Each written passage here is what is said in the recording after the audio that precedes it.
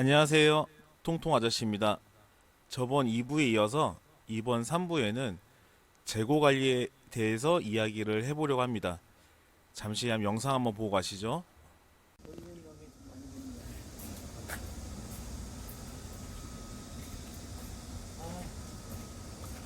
자, 오늘은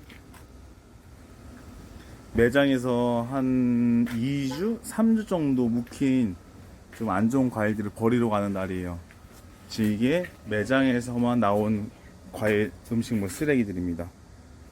현재 이 정도고 제 창고에도 또 있어요. 그것도 한번 가서 치러 올게요.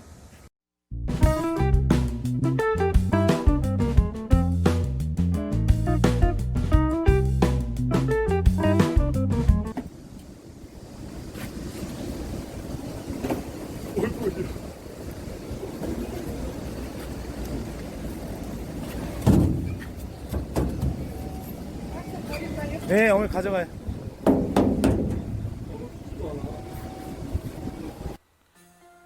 영상 잘 보셨나요?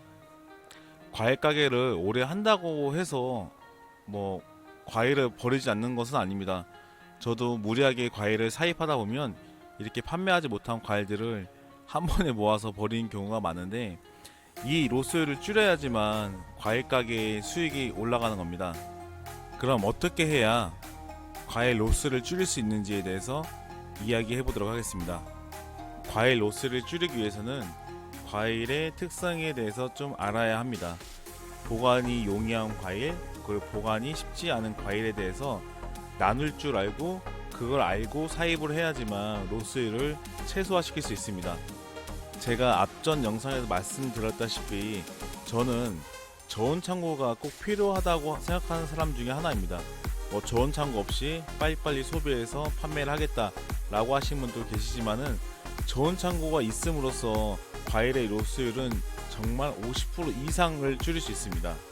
그래서 첫 번째 해결법은 저온 창고를 꼭 준비해라입니다. 저온 창고가 있다고 가정하에, 저온 창고가 있으면 그러면 로스율을 100% 줄일 수 있을까? 또 그것만은 쉽지 않습니다. 우리가 과일을 사입할 때 항상 다 팔려고 사입을 하지, 항상 남겨서 버리려고 사입하지 않습니다. 그럼 어떤 과일이 보관이 가능하고 어떤 과일이 보관이 좀 어려운지 한번 살펴보겠습니다.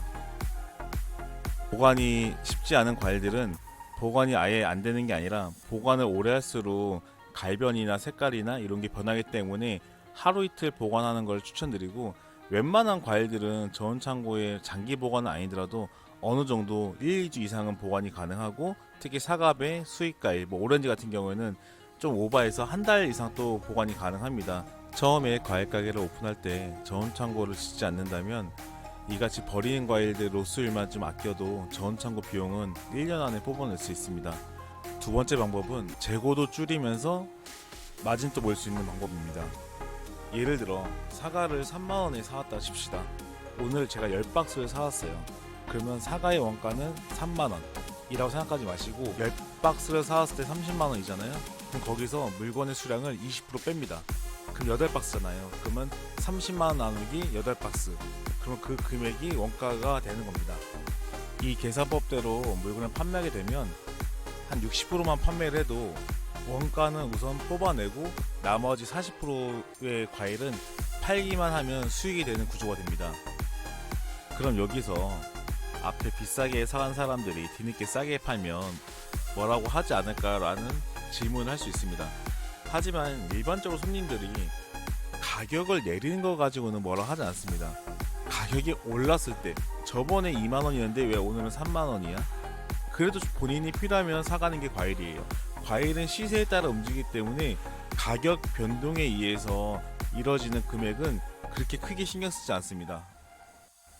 본인이 앞서 만원에 사온 딸기가 갑자기 오늘 15,000원 올랐어요.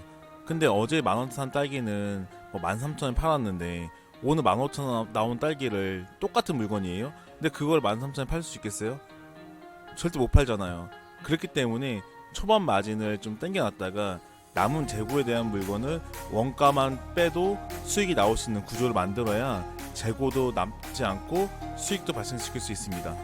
그리고 역으로 어제 만원 사온 딸기가 7,000원에 나왔어요.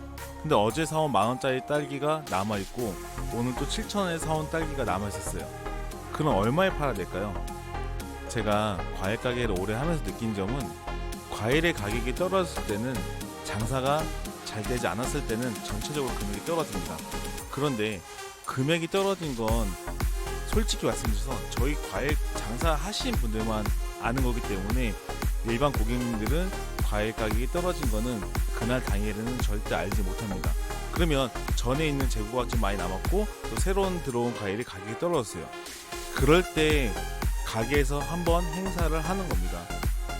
그 행사하는 방법에 대해서는 제가 다음 영상에서 말씀드리고, 가게를 운영하면서 융통성 있고 유도리 있게 장사를 해야지만 재고 관리를 잘할 수 있고, 내가 무조건 과일의 원가를 생각하고 마진을 보고 마진을 덜 보고 이런 거는 좀 센스 있게 해주셔야 재고가 덜 남지 않고 소비도 되고, 그리고 또 다음날 좋은 과일을 또 사입할 수 있는 그런 상황이 됩니다.